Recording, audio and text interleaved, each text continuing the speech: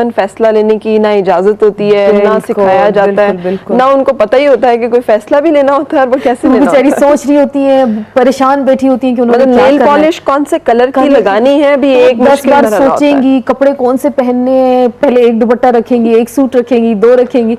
तो मेरे ख्याल से ये ट्रेनिंग जो होती है आपकी बहुत ज्यादा काम आती है और आप अच्छे तरीके से मेरे ख्याल से डिलीवर कर सकते हैं। तो ये एक्सपीरियंस जो प्रोडक्शन का था उसने इससे पहले कोई बचपन में आसार थे इस आसमा चौधरी के? मेरे अंदर बहुत ज्यादा आसार थे जर्नलिस्ट बनने के।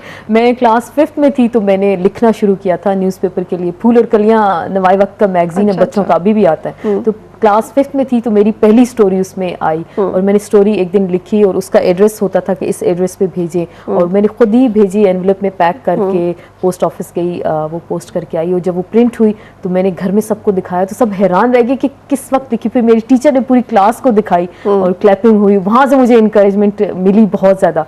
तो उसके बाद मैंने लिखना शुरू किया। सही मैट्रिक तक मैंने लिखा, स्टोरीज मैं लिखा करती थी फूल और कलियां में, दीगर जो बच्चों के मैगजीन होते थे। और जब कॉलेज में आई फिर मैंने यूथ एंड एजुकेशन पेज जो हुआ करते थे नवाई वक्त के जंग के, वहाँ पे यूथ के लिए लिखना शुरू किया। तो शुरू से एक लिखने का था कि लिखना है और जर्नलिस्ट बनना है। शुरू से मुझे एक शौक था कि जर्नलिस्ट बनेगा। 5 साल प्रोड्यूसर रही तो बस उसके बाद मैंने कहा इनफ, अब मेरी जान छोड़े और मुझे कुछ और काम करने दे। लेकिन सबने कोऑपरेट किया। ये जो बेबाक और ये जो कॉन्फिडेंस होता है ये कहाँ से आता है आसमा, और इसकी बुनियाद कैसे रखी जाती है? इसकी बुनियाद एक तो मेरे ख्याल से अंदर आपके एक कुछ होता है शुरू से, एक अंदर एक ऐसी चीज होती है जो आपको मोटिवेट करती रहती है। लेकिन उसके बाद एक फैमिली बैकग्राउंड आपका बहुत ज्यादा मैटर करता है। आपकी फैमिली, आपके फादर, आपकी मदर, और मुझे अपनी फैमिली की तरफ से बहुत ज़्यादा सपोर्ट मिली और मैं अपनी फैमिली की पहली लड़की थी जो मीडिया में आई।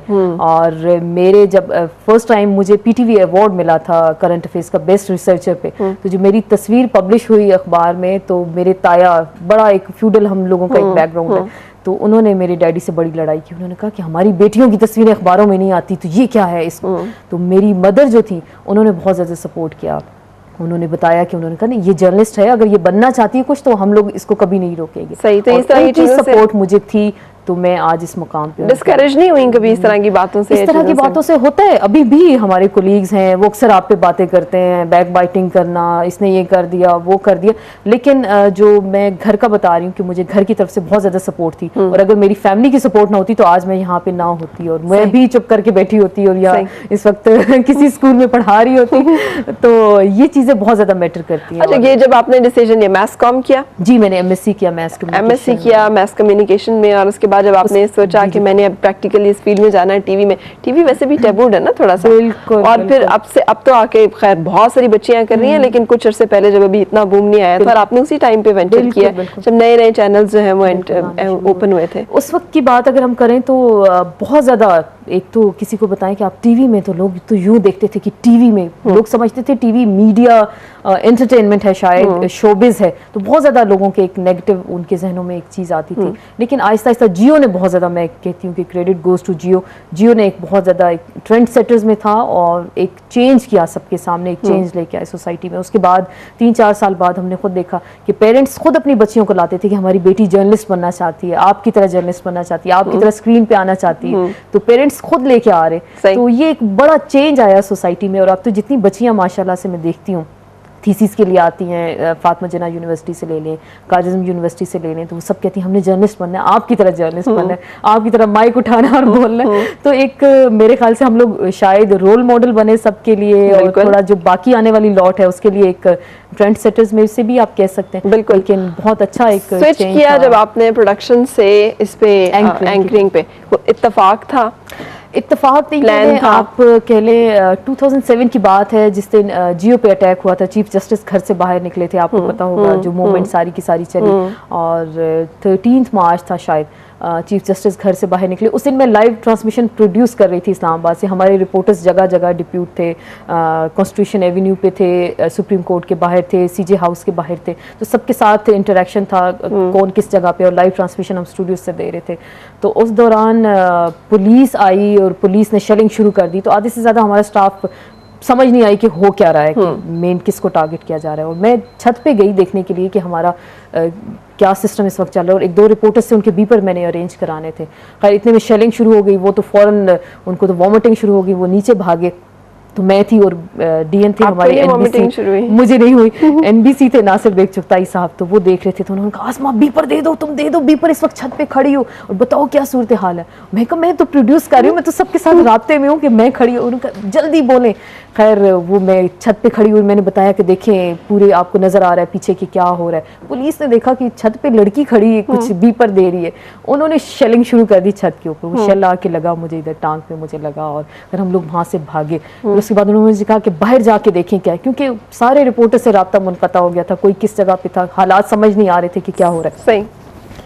मैं बाहर जो ऑफिस की हमारी रोड है फजले हक रोड, उस पर मैं बाहर गई, वहाँ पे बताया कि पुलिस के लोग थे, वुकला थे, खासी जंगजू लड़ाका बड़ी किस्म जंगजू, की। उसने लगता था बाकी है आप मैदान जंग जंगजू बना। लड़ाका? मैं ऐसी नहीं हूँ, लेकिन समटाइम्स एक नेचर ऑफ जॉब इस किस्म की हो गई है कि हाउ कम के आप नहीं भाग गई और आपने भी नहीं कहा चक्कर आ रहे? नहीं, मैं बल्कि डट गई, बल्कि मेरे कैमरामैन थे जो मेरे साथ थे, उनको खांसी शुरू। मैंने कहा खलीक नहीं, आपने कुछ नहीं करना, आप देखिए मेरे साथ रहेंगे और बाकी कुछ किसी से राब्ता नहीं हो रहा। तो हमारी इतने में पुलिस आई, जियो के ऑफिस में उन्होंने अटैक किया, तमाम हमारी फीमेल्स को एक कमरे में उन्होंने बंद कर दिया और हमारी तमाम फीमेल रोना शुरू हो गई, और मेल कोलीग्स थे उनको बंद किया, किसी को मारा, इक्विपमेंट तोड़ने की आप कोशिश की। डरती नहीं है इस तरह के मामले? डर नहीं लगा? नहीं, डर नहीं लगा। मैं काफी डेयरिंग मेरे ख्याल से वाकया हुई हूँ, और उस दौरान मैंने लाइव फिर मेरे हाथ में ही माइक था सारा। ये जो आप इतने आराम से कह गई हैं काफी डेयरिंग वाकया हुई है, डेयरिंग नहीं होता आदमी वाकई में। उस टाइम मैं आपको बताऊं, छोटी सी मिसाल दूं, मेरी सिस्टर देख रही थी यूके में, लाइव ट्रांसमिशन जा रही थी, मेरे फादर देख रहे थे अपने ऑफिस में बैठे, और वो चीख रहे हैं, फोन कर रहे हैं सिस्टर्स को कि इसको रोको, ये पागल हो गई है, इसको पता नहीं है। मेरे डैडी भी पुलिस में, इसको पता नहीं है पुलिस वाले क्या करते हैं। पुलिस वाले सामने आए ना, तो उन्होंने कहा डीवी दे। मैंने कहा हाथ तो लगा के देखो मुझे, तो वो मैंने, खैर मुझे थोड़ा सा ये था कि शायद ये मुझे कुछ नहीं कहेंगे। पुलिस वालों ने डंडा मारा मुझे इतने जोर से, खैर वो उस वक्त तो कुछ नहीं लगा। तो थोड़ी देर बाद फील हुआ कि वाकई मुझे डंडा पड़ा। खैर काफी लॉयर्स थे वो आगे उन्होंने कहा लड़की को तुम हाथ तो लगाओ और फिर हम लोग तुम्हें छोड़ेंगे नहीं। खैर उस दौरान शेलिंग हुई, पथराव हुआ, मैंने लाइव रिपोर्टिंग की, मैं नहीं रुकी क्योंकि माइक मेरे हाथ में था, और बस मैंने बोलना शुरू किया और बोलती गई, और वो पूरी दुनिया में लाइव जा रहा था और पूरी दुनिया ने देखा। और आप यकीन करें उसके बाद एक बड़ा थ्रिलिंग और हंगामा और फर्स्ट टाइम था, इंटरनेशनल मीडिया देख रहा था, CNN ने उसको लाइव कट किया, BBC ने, वहां से तय हुआ कि अब आप स्क्रीन के सामने आएंगी। उसके बाद मैनेजमेंट ने भी डिसाइड किया और सबने कहा कि नहीं, आसमा जैसी रिपोर्टर हमें चाहिए, कॉरेस्पॉन्डेंट चाहिए। और फिर उसके बाद मुझे वो लेके आए और पार्लियामेंट कैफेटेरिया प्रोग्राम भी दिया, और फिर उसमें रिपोर्टिंग भी साथ साथ मैंने स्टार्ट की। सही। तो जब आपने कैमरे के सामने आना शुरू हुआ, तो अब उस वक्त कहीं प्रोड्यूसर तो नहीं तंग करता? जब आप पता चले आप एंकर बैठी होती हैं, तो जो अंदर प्रोड्यूसर है वो बहुत ज्यादा तंग करता है। मैं अब सामने बैठती हूँ, कहती फ्रेम ठीक करें, फ्रेम लूज करें, ये अपर्चर मेरा फेस बहुत ज्यादा चौकी जा रहा है, इसको जरा कम करें। तो कल मैं बल्कि ऐसे कह रही थी, तो वो मेरा प्रोड्यूसर कहते हैं तो फिर हाँ, हम यहाँ किस लिए बैठे, हम उठ जाते हैं, आप यहाँ के हमें डायरेक्शन दें। तो समटाइम्स जो प्रोड्यूसर, अब तो मैंने बड़ा कंट्रोल कर लिया। शुरू शुरू में तो बहुत ज्यादा मैं कहती थी कि ये आपने फ्रेम ये ठीक नहीं कट किया, ये आपने इंसर्शन ठीक नहीं लगाई, अगर एडिटेड प्रोग्राम है तो बाकायदा एक एक चीज मैं बताती थी। तो प्रोड्यूसर्स तंग होते थे, तो फिर मैं समझती थी नहीं, इनकी भी जॉब है, इनको करने दें, इनको थोड़ा सा फ्री हैंड देंगे तो वो अच्छा रिजल्ट मेरे ख्याल से प्रोड्यूस कर सकते हैं। सही। लेकिन अभी भी अगर मैं कोई डॉक्यूमेंट्री बनाऊं तो मैं खुद प्रोड्यूस करती हूँ, उसको खुद डायरेक्ट करती हूँ, खुद ही एडिटिंग, सारा काम मैं खुद से करती हूँ। सही। और काम कैसे होता है इस पे? आपने किसी एक इशू पे काम करना है, उस पे बोलना है, बात करनी है, या उस पे प्रोग्राम करना है, तो कैसे उस पे तैयार होती हैं? पूरी सबसे पहले तो रिसर्च, पूरी टॉपिक पे एक रिसर्च करते हैं। कोई भी टॉपिक लेंगे, पूरी एक आउटलाइन उसकी बनाएंगे, किन किन लोगों से हमने बात करनी है, क्या क्या फैक्ट्स एंड फिगर्स हैं, और उन सब चीज़ों को ले करके फिर उसके बाद निकलना डायरेक्शन के लिए, और फिर उसमें सारे के सारा आप जो भी मटेरियल देना। क्योंकि मैंने अमेरिका से मेरा एक कोर्स था, सर्टिफिकेट कोर्स मैंने किया documentaries production and film making का, तो वहाँ से मैंने किया। तो उससे बहुत ज़्यादा एक एज अ प्रोड्यूसर मैंने काम तो किया था, लेकिन बहुत ज़्यादा सीखने का मौका मिला। फिल्म मेकिंग डिफरेंट थिंग है कि फिल्म मेकिंग क्या होती है, डॉक्यूमेंट्रीज प्रोडक्शन,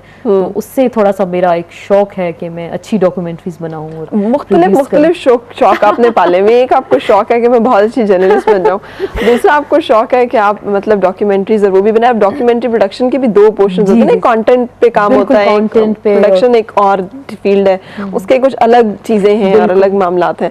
सो दोनों में आपने पाँव रखे हुए हैं। दोनों में मेरा ये शौक होता है कि हर काम जो है मैं खुद से करूं। इवन आप कैमरा मैं खुद कर लेती हूँ, कैमरा मैं ऑपरेट कर लेती हूँ। यूके इलेक्शंस थे और वहाँ पे मैंने खुद से कैमरा ऑपरेट किया। कौन सा काम है जो आप नहीं कर सकते? एडिटिंग मैं खुद कर लेती हूँ, पैनल प्रोडक्शन में कर लेती हूँ, स्क्रिप्ट राइटिंग,